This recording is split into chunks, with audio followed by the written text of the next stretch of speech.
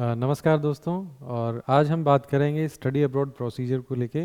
उससे पहले थोड़ा सा मैं मेरा इंट्रोडक्शन दे दूं। मेरा नाम गगनदीप और मेरी बैचलर जो है एमपीयूएटी उदयपुर से है और उसके बाद में मास्टर्स है वो Georg August University of Gottingen Germany से है as a Erasmus Mundus fellow. और उसके बाद में कुछ साल तक मैंने जीआईजेड यूएसएड और जाइका इनके साथ में काम किया। और अभी जो एग्रीकल्चर और हॉर्टिकल्चर या फॉरेस्ट्री एनवायरमेंटल साइंस जो अपने एग्रीकल्चर से अलाइड सब्जेक्ट हैं उनके जो स्टूडेंट्स हैं जिन्होंने बैचलर कर रखी है उनको हायर एजुकेशन के लिए स्पेशली जर्मन पब्लिक यूनिवर्सिटीज़ में और इरास्मस मुंडस जो फंडेड प्रोग्राम्स हैं उनके लिए फैसिलिटेट कर रहे हैं। अब मैंने यहाँ पे जर्मन यूनिवर्सिटीज़ को थोड़ा सा कंसंट्रेट किया है। उसकी एक वजह है क्योंकि अगर आप हायर एजुकेशन के लिए कहीं भी बाहर दूसरी कंट्री में जाओगे जर्मनी के अलावा, तो वहाँ पे आपको एक ट्यूशन फीस पे करनी पड़ेगी जो लगभग 7 से 8 लाख रुपए एनुअली होती है। बट जर्मनी में जो पब्लिक यूनिवर्सिटीज़ हैं वहाँ पे ट्यूशन फीस नहीं होती और एक मिनिमल सा जो सेमेस्टर कंट्रीब्यूशन है उनकी तरफ से लिया जाता है जो लगभग 300 से 400 यूरो पर सेमेस्टर का रहता है। और बाकी यूनिवर्सिटीज़ में यही सेमेस्टर वाइज अगर आप देखोगे 4 से 5 लाख और एनुअली अगर देखोगे 8 से 10 लाख होता है। तो इस वजह से जर्मनी को थोड़ा ज़्यादा कंसंट्रेट कर रहे हैं हम, क्योंकि आपको वही क्वालिटी एजुकेशन अफोर्डेबल मैनर में मिल जाएगी। तो उसके जो प्रोसीजर के जो स्टेप्स हैं उनको आज हम वन बाय वन देखेंगे। फिर उसके बाद में अपन बाकी जो आपके एफएक्यूज हैं या फ्रिक्वेंटली आस्किंग क्वेश्चन या और भी क्वेरीज हैं उनको वन बाय वन रिजॉल्व करने की कोशिश करेंगे यहाँ पे। तो चलो शुरू करते हैं जो पहला स्टेप है उससे।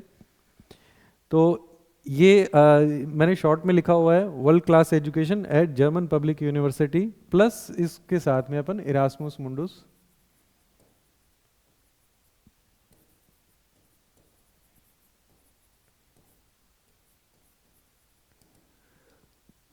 राइटिंग थोड़ी सी ठीक ही है तो थोड़ा सा बियर करना प्लीज इस चीज को। इरास्मस मुंडस का यहाँ पे क्या मतलब है, यूरोपियन जो यूनियन है उसकी तरफ से ये प्रोजेक्ट चलाया जाता है हायर एजुकेशन को लेके। तो इसमें इरास्मस मुंडस में कुछ प्रोग्राम उन्होंने सेलेक्ट कर रखे हैं। जैसे प्लांट ब्रीडिंग है तो उसके प्रोग्राम का नाम है इम्प्लांट ब्रीडिंग।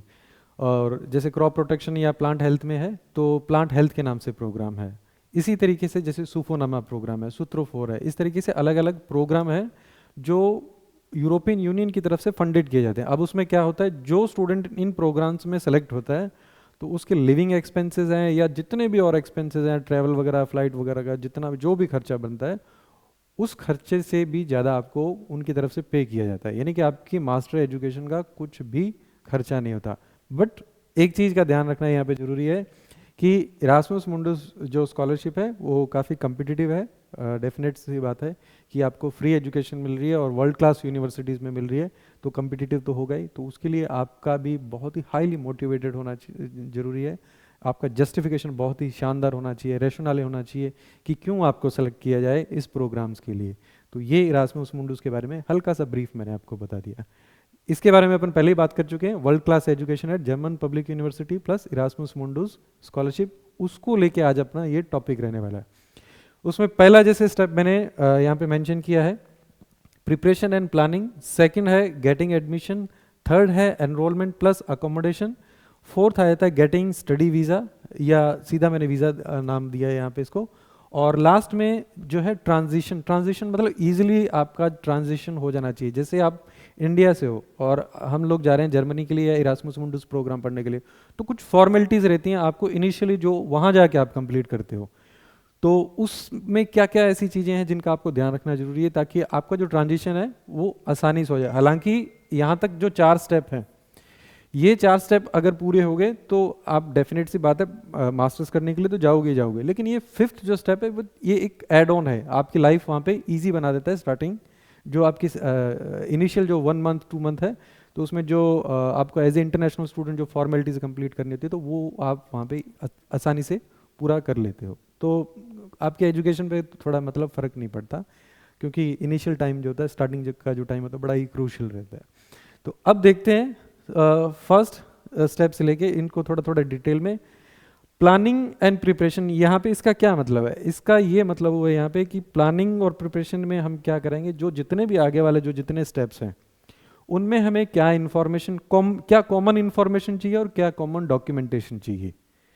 तो वो सारे का सारा हम यहाँ पे कंप्लीट करेंगे, जो इंफॉर्मेशन प्लस डॉक्यूमेंटेशन जो चाहिए आगे वाली प्रोसीजर के लिए, उसके लिए हम प्लानिंग कर रहे हैं, प्रिपरेशन कर रहे हैं। अब इसमें देखें तो नंबर वाइज अगर देखें तो क्या होना चाहिए, सबसे पहले आ जाना चाहिए आपका एकेडमिक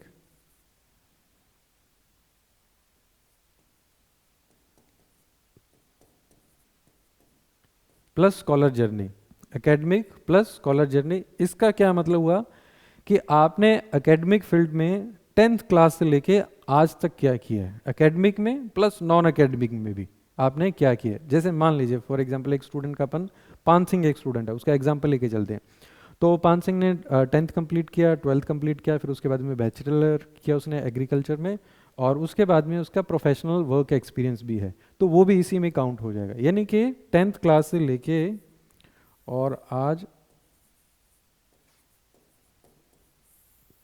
ये हम वीडियो रिकॉर्ड कर रहे हैं अभी दिसंबर 2025 में, तो आज तक उसने उसके क्या क्या इंगेजमेंट है, जैसे उसका 10th हो गया, फिर उसके बाद 12th हो गया, फिर बैचलर होगी, फिर उसका एक वर्क प्रोफेशनल एक्सपीरियंस या वर्क एक्सपीरियंस भी है उसका, तो वो भी इसमें काउंट होगा।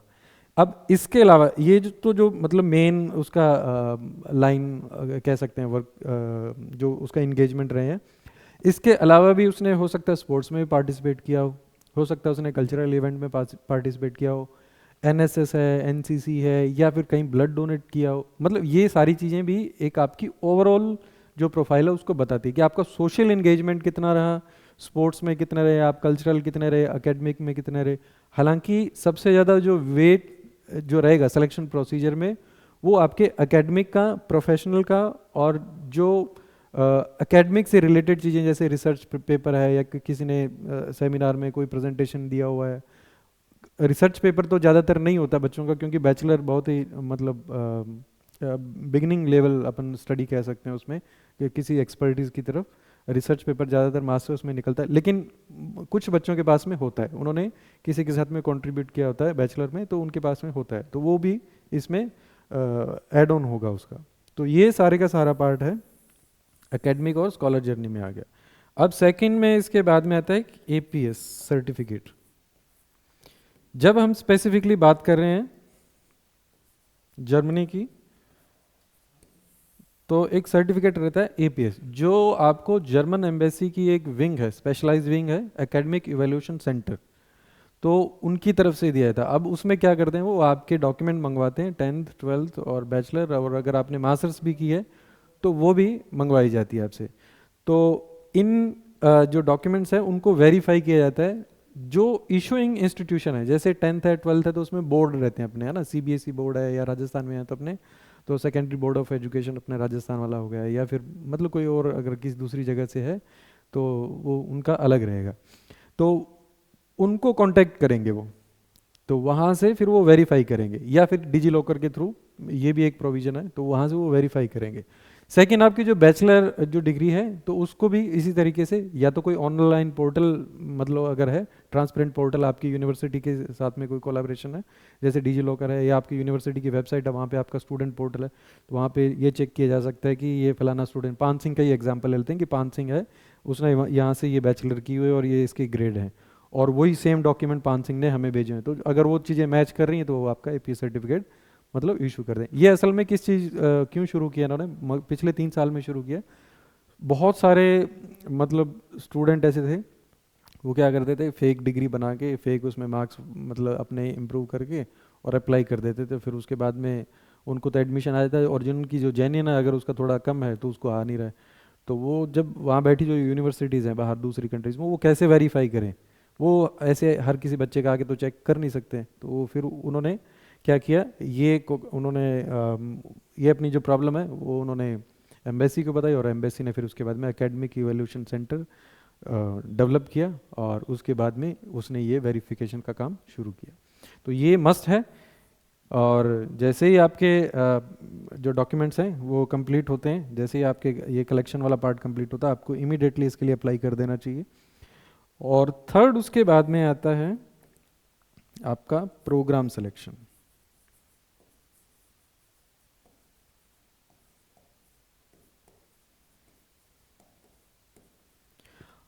अब हम स्पेसिफिक हो रहे हैं थोड़ा एग्रीकल्चर और एलाइड सब्जेक्ट को लेके, और बाकी ये जो 2 स्टेप हैं ये तो लगभग हर जगह ही एप्लीकेबल है, लेकिन ये वाला जो पार्ट है अब यहाँ से हम स्पेसिफिक होते जा रहे हैं। हम लोगों का मकसद सिर्फ बाहर जाना नहीं होता है। हम इसीलिए मतलब ऐसा नहीं होता कि बहुत सारे लोगों को आपने देखा भी होगा कि उनका मोटिव ही ये होता है कि हमें बाहर जाना है। हमारा मकसद मतलब वो सेकेंडरी हो सकता है, बट प्राइमरी हमारा ये रहता है कि हमने बैचलर की है एग्रीकल्चर में, अब हम किसी सब्जेक्ट में एक्सपर्टीज लेना चाहते हैं और किसी बहुत ही वेल रिनाउंड इंस्टीट्यूशन से लेना चाह रहे हैं। कोई सीड साइंस में जाना चाहता है, कोई आपका क्रॉप प्रोटेक्शन में जाना चाहता है, कोई सोइल साइंसेज में जाना चाहता है, कोई एग्रीकल्चर इकोनॉमिक्स में जाना चाहता है, कोई डेवलपमेंटल स्टडीज़ है एग्रीकल्चर से रिलेटेड उसमें जाना चाहता है, कोई फॉरेस्ट्री में जाना चाहता है, कोई इन्वायरमेंटल साइंसेज में जाना चाहता है।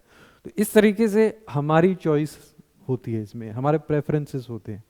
तो ये जो प्रोग्राम सिलेक्शन वाला जो पार्ट है, इसमें आपको सबसे पहले क्या करना चाहिए, आपको पहले अपनी नीड्स आइडेंटिफाई करनी चाहिए, फिर उसके बाद में आपको अपने प्रेफरेंसेस,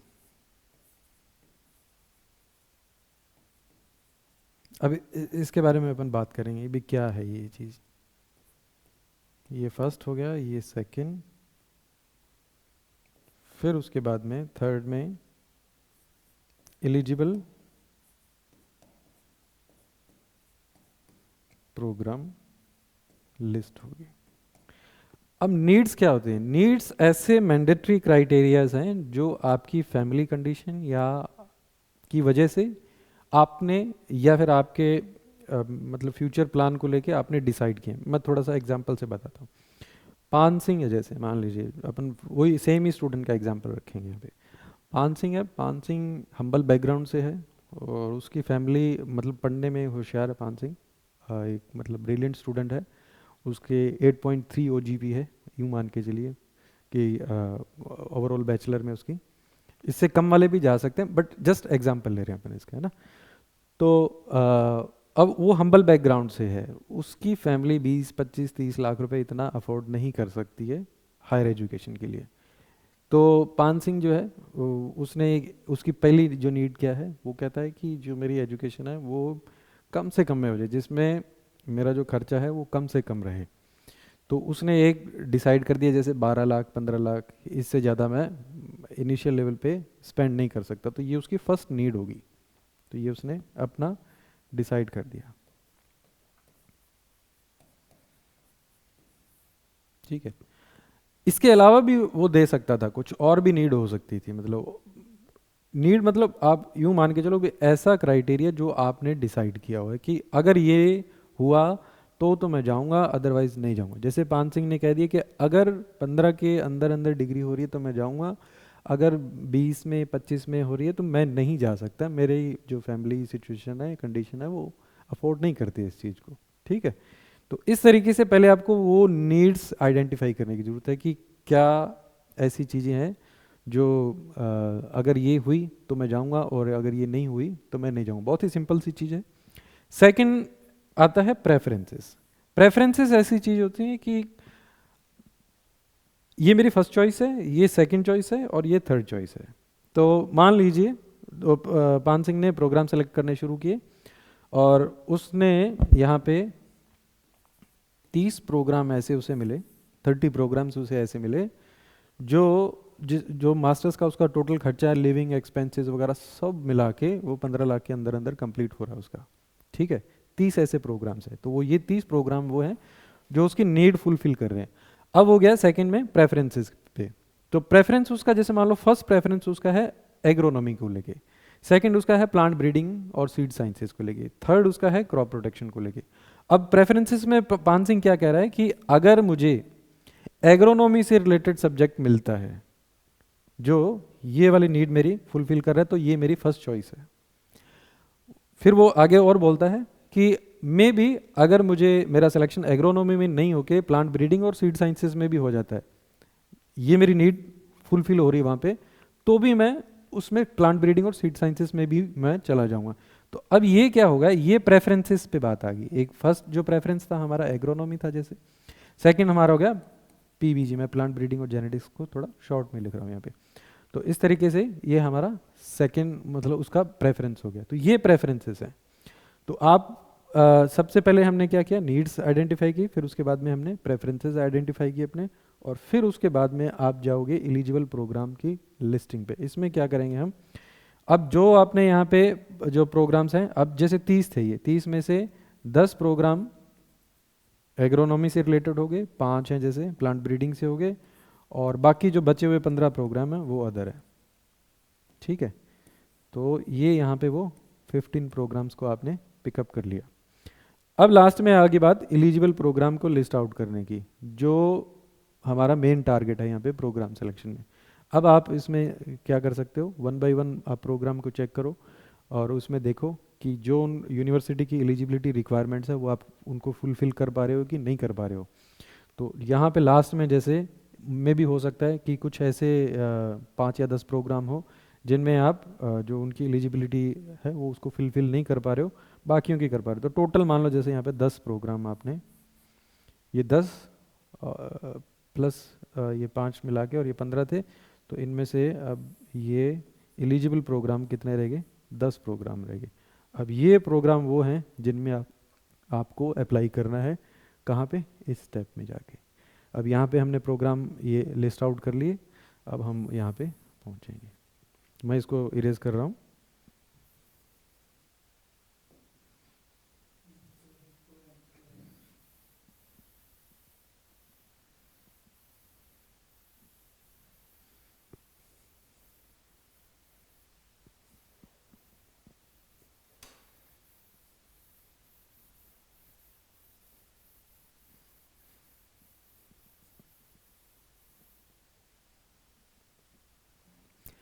तो जो प्लानिंग और प्रिपरेशन वाला जो पार्ट है अब यहाँ पे हमारा हो चुका है। अब हम रेडी हैं किस चीज़ के लिए, एडमिशन लेने के लिए। अब उसके लिए क्या करना होगा, जो हमने यहाँ पे जो 10 प्रोग्राम सेलेक्ट किए थे,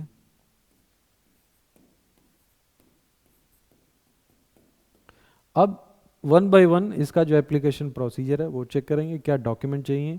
कॉमन डॉक्यूमेंट हमने यहाँ पे कलेक्ट कर ही रखे हैं, और जो ये प्रोग्राम को स्पेसिफिक डॉक्यूमेंटेशन है वो आप यहाँ पे करोगे। जैसे मान लो आप प्रोग्राम के हिसाब से सीवी प्रिपेयर करोगे, एसओपी, या इसको मोटिवेशन लेटर भी बोल देते हैं, स्टेटमेंट ऑफ पर्पस भी बोल देते हैं, वो आप प्रिपेयर करोगे। प्लस रिसर्च प्रपोजल भी बहुत बार मांगा जाता है, तो वो आप, या एक शॉर्ट सिनॉप्सिस या कॉन्सेप्ट नोट वो देखना चाहते हैं कि आप मतलब आगे जाके क्या करना चाह रहे हो। तो ये सारी की सारी चीज़ें आप प्रोग्राम स्पेसिफिक रहेंगी, वो आप प्रिपेयर करोगे। और जो उन्होंने प्रोसीजर बताया हुआ है यूनिवर्सिटी का, यूनिवर्सिटी की तरफ से भी कैसे कैसे आपको अप्लाई करना है, तो वो आप उसको फॉलो करोगे। और उसके बाद में आपको कंफर्मेशन मेल रहेगा यूनिवर्सिटी की तरफ से कि हमने आपकी एप्लीकेशन रिसीव कर लिया। अब ये जितने भी प्रोग्राम हैं आपने इनमें अप्लाई किया। अब इसके बाद में क्या होगा,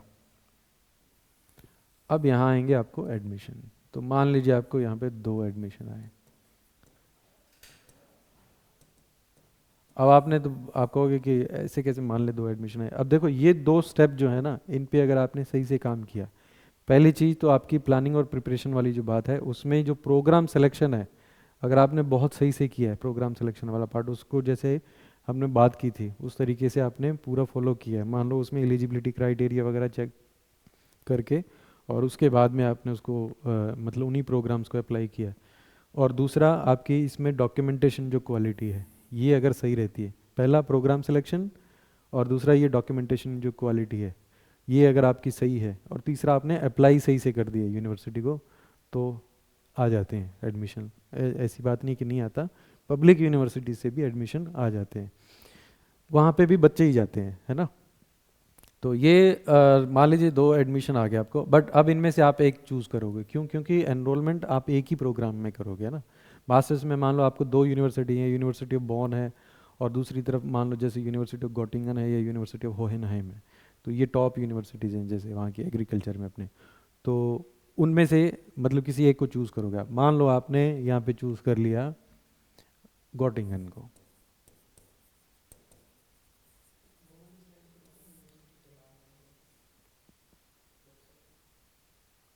अपने वाली वेबसाइट ऐड करना चाह रहे हैं, कर देते हैं। हम्म,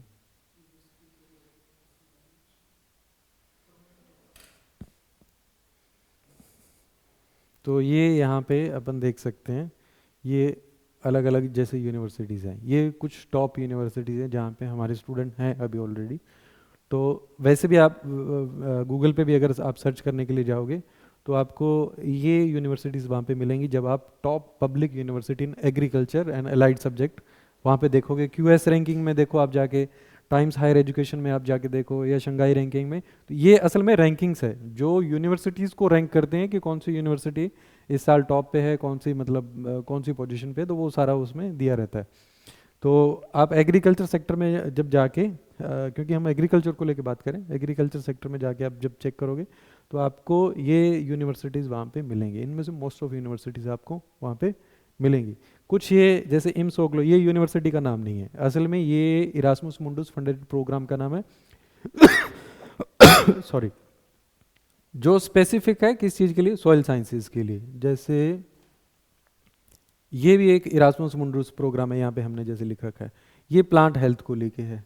तो इस तरीके से ये दो यूनिवर्सिटीज़ नहीं है, एक तो ये प्लांट हेल्थ और एक यहाँ पे इम्स ओग्लो। अब इसका भी थोड़ा सा बता देता हूँ, ये इरास्मुस मुंडुस प्रोग्राम है और ये मल्टीपल यूनिवर्सिटीज़ मिलके करवाती है, मतलब एक कोलैबोरेटिव एफर्ट होता है, कुछ यूनिवर्सिटीज़ का मिलके वो एक प्रोग्राम को डिज़ाइन करते हैं जिसको यूरोपियन यूनियन फंड करता है और स्टूडेंट पढ़ने के लिए आता है। मतलब देखो कितना हाई क्वालिटी एजुकेशन मिल रहा है। जो 2 3 4 यूनिवर्सिटीज़ की जो बेस्ट, मतलब जो वहाँ की उनकी फैकल्टी है और उनकी एक्सपर्टीज़ है, वो एक साथ आते हैं और कुरिकुलम डिज़ाइन करते हैं, और मतलब जो स्टूडेंट है उसको वो डिलीवर करते हैं, और उसके बाद में स्टूडेंट है उसको कुछ पे नहीं करना पड़ रहा है, और जो उसकी फंडिंग है वो इरास्मस मुंडस की तरफ से आ रही है। तो कितना मतलब आप देख सकते हो कि कितना एक्सीलेंस वाला इन्वायरमेंट रहेगा इन दो प्रोग्राम्स की स्पेसिफिकली अगर बात करें। बाकी दूसरों में भी ऐसी बात नहीं है, ये मतलब ये स्टूडेंट जो हैं जाते हैं असल में इन्हीं यूनिवर्सिटीज़ में पढ़ने के लिए। जैसे फॉर एग्जांपल अगर देखें यहाँ पे, तो यूनिवर्सिटी ऑफ गोटिंगन और ये यूपीवी वेलेंसिया स्पेन में, तो ये इन्हीं में से यही यूनिवर्सिटी, जैसे गोटिंगन है तो गोटिंगन आपको यहाँ पे भी मिल जाएगी। तो जो इरास्मस वाले बच्चे हैं वो भी इन्हीं यूनिवर्सिटीज़ में ही करते हैं। वो फर्स्ट ईयर एक यूनिवर्सिटी में करते हैं, सेकंड ईयर जो होता है वो दूसरी यूनिवर्सिटी में करते हैं।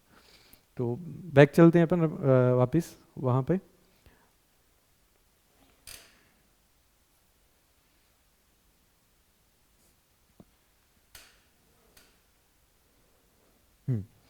तो मान लीजिए हम गोटिंगन का एग्जांपल लेके चल रहे थे, गोटिंगन में आप जाना चाह रहे हो, एनरोल करना चाह रहे हो। एनरोलमेंट का क्या मतलब हो गया, अब इस स्टेप का क्या टारगेट रहेगा कि हमें स्टूडेंट स्टेटस लेना है, फॉर्मल स्टूडेंट स्टेटस लेना। जिस दिन आपके पास में एडमिशन आता है तो यूनिवर्सिटी ने आपको ऑफर कर दिया है, बट आपको कुछ फॉर्मेलिटीज़ कंप्लीट करनी है यूनिवर्सिटीज़ की, और वो कंप्लीट करने के बाद में आप फॉर्मल स्टूडेंट हो जाते हो। ये यूँ मान के चलो जैसे अपने रजिस्ट्रेशन नहीं रहता, उस तरीके से मान के चलो भाई। जैसे अपन यूनिवर्सिटी में बैचलर में अपना जैसे काउंसलिंग के बाद में अपने को कॉलेज अलॉट हो गया, तो यूनिवर्सिटी कॉलेज अलॉट हो गया, फिर उसके बाद में हम जाते हैं वहाँ पे, जाने के बाद में रजिस्ट्रेशन करते हैं और कुछ फॉर्मेलिटीज़ कंप्लीट करते हैं, डॉक्यूमेंट वेरिफिकेशन वगैरह करते हैं, तो वो सेम उसी तरीके से मान के चलो। तो इसमें एनरोलमेंट वाला जो पार्ट रहेगा, तो इसमें आपका मेनली तो वही डॉक्यूमेंट वेरिफिकेशन। अब इसमें क्या रहता है कि ऑनलाइन ही रहता है आजकल ज़्यादातर यूनिवर्सिटीज़ का, और बट कुछ में ऐसा भी रहता है कि आपको ऑनलाइन भी करना था, और बट वहाँ जाने के बाद में आपकी डिग्री वो फिजिकली भी देखते हैं, तो ये भी रहता है ना। सेकंड स्टेप इसमें एक चीज़ का और रहेगा, जो मैंने पहले भी बताया था कि सेमेस्टर कंट्रीब्यूशन रहता है यहाँ पे। फीस नहीं है ये, आप यूँ मत समझना कि ये एक यही कान यही पकड़ा और यूँ करके नहीं और इधर से घुमा के हाथ पकड़ लिया, मतलब ट्यूशन फीस का है नहीं और बोल रहे हैं कि सेमेस्टर कंट्रीब्यूशन है, तो बात वही होगी नहीं। इसमें और उसमें बहुत फ़र्क है। पहली बात तो अमाउंट का फ़र्क है। जो ट्यूशन फीस होती है वो आपको सेमेस्टर की यूँ मान के चलना 4 से 5 लाख होगी, बाकी यूनिवर्सिटीज़ में कंपेयर करके देखना, जर्मनी के कंपैरिजन में। और दूसरी जो बात है यहाँ पे जो रहेगा आपका सेमेस्टर कंट्रीब्यूशन लगभग यही 30,000 रुपये इंडियन रुपीज़ में अगर अपन बात करें तो वो रहेगा, लगभग इतना का रहने वाला है। दूसरी चीज़ सेमेस्टर कंट्रीब्यूशन में ये जो आपसे पेमेंट ली जा रही है, अब इसकी क्या फैसिलिटीज़ है आपको, तो आपका पब्लिक ट्रांसपोर्ट जो रहेगा, बस में हो या ट्रेन में हो, तो वो आप आपके लिए फ्री है, आप कहीं भी वहाँ पे ट्रैवल कर सकते हो। पहली तो ये चीज़ है।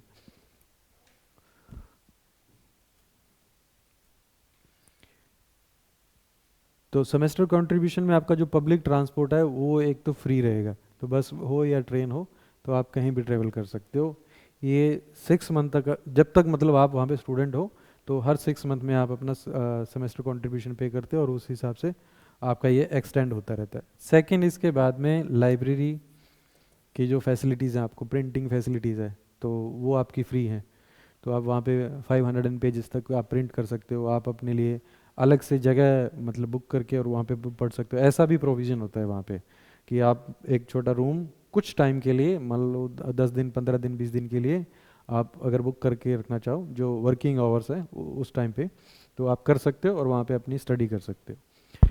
तो और भी इसके साथ में है, जैसे स्पोर्ट्स सेंटर है तो ये फैसिलिटीज़ भी है। तो कहने का मतलब जितना आपसे वो सेमेस्टर कंट्रीब्यूशन में ले रहे हैं उससे ज़्यादा आपको वापस रिटर्न कर देते हैं। तो ये ट्यूशन फीस नहीं है, ठीक है। तो ये इसमें मोटी मोटी जो चीज़ें हैं एनरोलमेंट वाले पार्ट में। अब बात आ गई अकोमोडेशन की। तो ये भी ज़रूरी है क्योंकि आप जाओ, जाने से पहले आपके पास में वहाँ पे रहने के लिए जगह होनी चाहिए, जो आपको यहाँ पे अकोमोडेशन के लिए अप्लाई कर देना चाहिए। जैसे गवर्नमेंट हॉस्टल रहते हैं अपने, जो यूनिवर्सिटीज़ के जो हॉस्टल रहते हैं, तो उसी तरीके से वहाँ पे स्टूडेंट एंड वर्क है। तो आप इसको थोड़ा सर्च करके और भी पता कर सकते हो इसके बारे में। तो स्टूडेंट एंड वर्क जो है वहाँ पे आप अप्लाई करते हो, वहाँ पे आपको सिर्फ स्टूडेंट ही मिलेंगे। और वहाँ पे ये फिक्स नहीं रहता कि इसी यूनिवर्सिटी का स्टूडेंट ही इसमें रह सकता है, बट रहेगा स्टूडेंट ही। मतलब जितने भी यूनिवर्सिटीज़ हैं उस सिटी में, तो उनके सबके स्टूडेंट, मतलब कोई इस बिल्डिंग में रह रहा है, कोई इसमें, स्टूडेंट एंड वर्क की भी 5-5 10-10 20-20 बिल्डिंग्स होती हैं। वो जैसे उनको मतलब नीड रहती है, जितने ज़्यादा स्टूडेंट है उस हिसाब से वो बना लेते हैं। तो उसके लिए भी आपको अप्लाई करना जरूरी है, ये काम भी मस्ट है एक तरीके से। ये कहीं ना कहीं इससे ट्रांजिशन से लिंक है। अगर मान लो वीज़ा आ गया उसके बाद चले गए, अकोमोडेशन नहीं है, तो प्रॉब्लम होगा यहाँ पे ट्रांजिशन में, है ना। तो स्टार्टिंग वाले जो दिन है उसमें कहीं ना कहीं कुछ थोड़ा जुगाड़ करना पड़ता है, फिर बाकी वो भी हो ही जाती है। अब इसके बाद में आ गया वीज़ा वाला पार्ट। हमारे पास में स्टूडेंट स्टेटस आ चुका है, एडमिशन तो पहले ही हो चुका है, हमारा स्टूडेंट स्टेटस भी आ चुका है। यूनिवर्सिटी ने हमें क्लियर कर दिया, क्लीन चिट दी थी कि ये अब हमारा स्टूडेंट है। हमारे पास में आईडी कार्ड वगैरह जो डिजिटल है वो यहाँ पे पहुँच चुका है। ऑफलाइन आप वहाँ पे जब जाते हो तब वहाँ पे जाके कलेक्ट करते हो। तो अब इसमें जो वीज़ा वाला जो पार्ट है इसको थोड़ा सा और अब देखते हैं।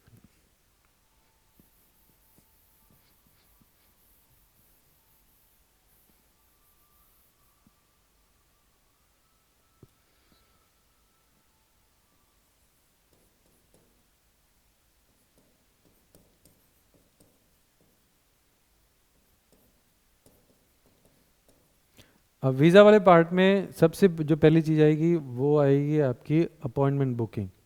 और अपॉइंटमेंट बुकिंग से आज के पहले सीधा आप अपॉइंटमेंट बुक कर सकते हैं। अभी क्या कर रखा है, अपॉइंटमेंट बुक करने से पहले आपको सीएसपी जो पोर्टल है, काउंसलर पोर्टल है, सर्विस पोर्टल है, उस पर आपको अपने डॉक्यूमेंट अपलोड करने रहते हैं। अब उसमें जो पहले नंबर पे मान लो जो डॉक्यूमेंट रहेगा, एक तो आपका एडमिशन लेटर हो गया, फिर उसके बाद में आपका जैसे पासपोर्ट हो गया, फिर उसके बाद में आपका जो 10th प्लस 12th है वो होगी, आपका एपीएस सर्टिफिकेट होगा। एपीएस सर्टिफिकेट एडमिशन में भी चाहिए होगा और यहाँ पे भी चाहिए होगा, दोनों जगह चाहिए, ठीक है। इसके अलावा आपका एक और बड़ी चीज़ आती है blocked account plus insurance certificate. इसमें दोनों ही रहेंगे आपके, जनरल हेल्थ इंश्योरेंस भी और ट्रैवल इंश्योरेंस भी। तो ये दोनों चीज़ें रहेंगी। अब इसमें ये जो चीज़ है ये थोड़ी सी सीरियस है, इस पे थोड़ा सा ध्यान देना जरूरी है। ये सारी चीज़ें तो आपके पास में है ही, ये भी हो जाती है, इसमें भी कोई ज़्यादा मतलब बड़ा खर्चा या बड़े एफर्ट नहीं चाहिए। नॉर्मली जहाँ से आप ब्लॉक्ड अकाउंट ओपन करवाते हो, इंश्योरेंस आपको वो साथ में फ्री ही दे देते हैं दोनों। तो मेन बात क्या आ गई ब्लॉक्ड अकाउंट पे। तो जो ब्लॉक्ड अकाउंट है, अब ये क्या है और क्यों है। असल में क्या है, जब हम वहाँ पे जा रहे हैं तो जो जर्मन एम्बेसी है या वीज़ा ऑफिसर है वो इंश्योर करना चाहता है अपने आप को कि जो स्टूडेंट वहाँ पे जा रहा है उसके पास में अपने लिविंग अकोमोडेशन के लिए, रहने खाने के जो खर्चे हैं, देखो ट्यूशन फीस तो नहीं है, वो तो उनको भी क्लियर है, अभी ट्यूशन फीस तो नहीं है, लेकिन रहने खाने का जो खर्चा है, हालांकि आप वहाँ पे जाके पार्ट टाइम करने वाले हो, लेकिन जो वीज़ा ऑफिसर है उसकी ये ड्यूटी है कि जो स्टूडेंट जा रहा है उसके पास में अपने उसके अकाउंट में लिविंग और अकोमोडेशन का खर्चा होना चाहिए। तो ये आप मान के चलो, अगर आज के हिसाब से अगर अपन देखें, यूरो का जो रेट चल रहा है उस हिसाब से अगर अपन देखें, तो लगभग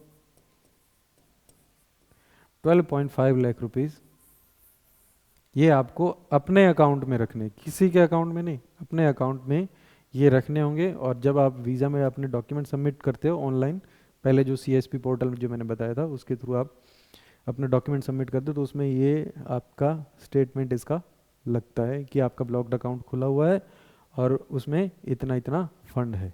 ठीक है, तो बिल्कुल अमाउंट थोड़ी सी ज़्यादा है ही, बिल्कुल, बट इसके लिए आप एजुकेशन लोन ले सकते हो, पहली चीज़ तो ये है। और दूसरी बात ये है कि ये मैनेज करना पड़ रहा है आपको, लेकिन आप किसी को दे नहीं रहे हो, ये आप ही के ही अकाउंट में है। और ये आपको वहाँ जब जब आप जर्मनी पहुँचते हो तो आप उस इसको विड्रॉ करवा सकते हो, विड्रॉ होता है ये, मतलब इंस्टॉलमेंट्स में ये विड्रॉ होता रहता है। और अगर आप वहाँ पे जाके पार्ट टाइम करते हो तो ये जो आप पैसा लेके जा रहे हो घर से, तो ये अपने घर वालों को रिटर्न कर सकते हो आप, क्योंकि जो लिविंग अकोमोडेशन का खर्चा है वो तो अपना पार्ट टाइम वगैरह से आराम से निकल ही जा रहा है वहाँ पे। तो ये जितने डॉक्यूमेंट्स हैं, इसके अलावा और भी आप स्पेसिफिक डॉक्यूमेंट अगर आपसे कुछ पूछा जा रहा है तो वो आपको वहाँ पे वो मेंशन कर देंगे। तो ये डॉक्यूमेंट आप अपलोड करते हो, उसके बाद में आपको मिलती है अपॉइंटमेंट।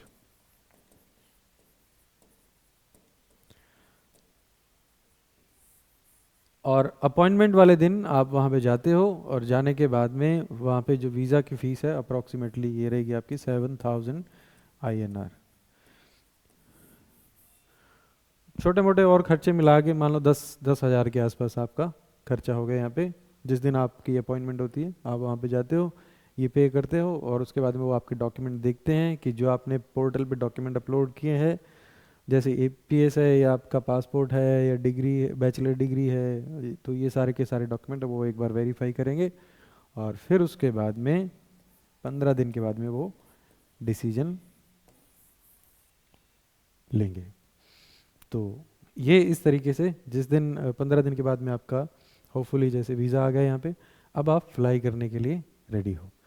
अब इसके बाद में बच गया अपना लास्ट वाला जो स्टेप है, ट्रांजिशन। अब ट्रांजिशन पे थोड़ा सा बात कर लेते हैं।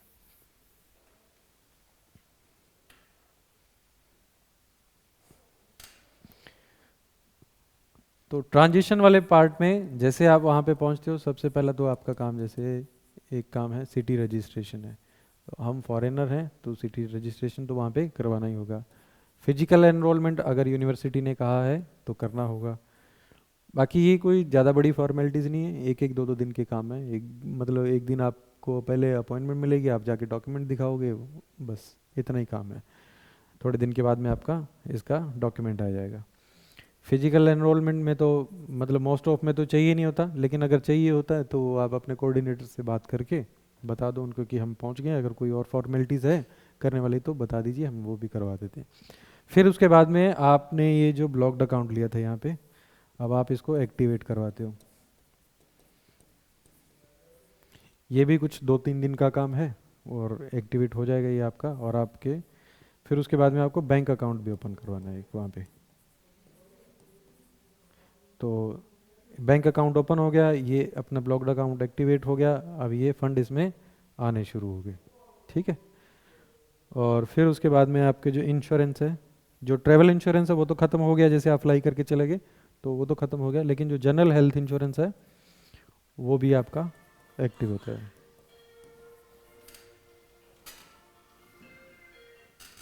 तो ये भी आपका यहाँ पे एक्टिव हो गया।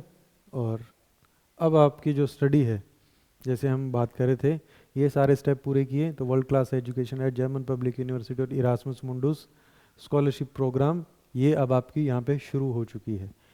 ये अब हम उस स्टेज में पहुँच चुके हैं कि जिस चीज़ का हम यहाँ से विजुलाइज कर रहे थे, जो ड्रीम कर रहे थे, तो ये हमारी जर्नी है फ्रॉम ड्रीम टू डेस्टिनी वाली। मतलब सपना लिया हमने, इस दिन के लिए।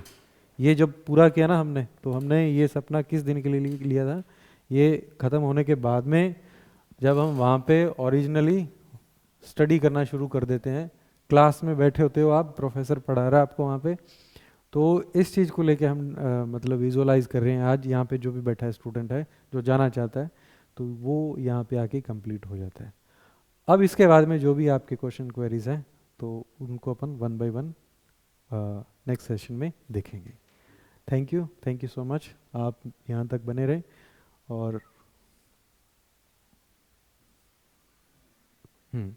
तो यहाँ तक हमने प्रोसीजर के बारे में देखा।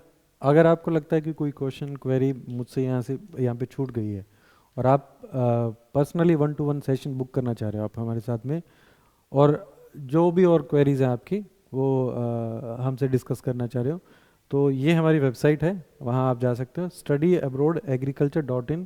स्पेसिफिक इनिशिएटिव है अपना एग्रीकल्चर और एलाइड स्टूडेंट्स के लिए, और उसमें जो टारगेट है हमने यहाँ पे वो चीज़ भी लिख रखी है कि जो पब्लिक यूनिवर्सिटीज़ हैं और जो इरास्मुस मुंडस फंडेड प्रोग्राम है जो मैंने पहले भी मेंशन किया था, उन्हीं में हमारे स्टूडेंट्स हैं सारे के सारे। और अगर आप इन किसी यूनिवर्सिटीज़ में जाना चाहते हो, या मान लो कोई क्वेश्चन ही है आपका, जाना मतलब बाद की बात है, तो आपके कोई क्वेश्चन है क्वेरीज है इससे रिलेवेंट, तो आप हमें कांटेक्ट कर सकते हो। यहाँ पे हमारी वेबसाइट पे जाइए आप, studyabroadagriculture.in।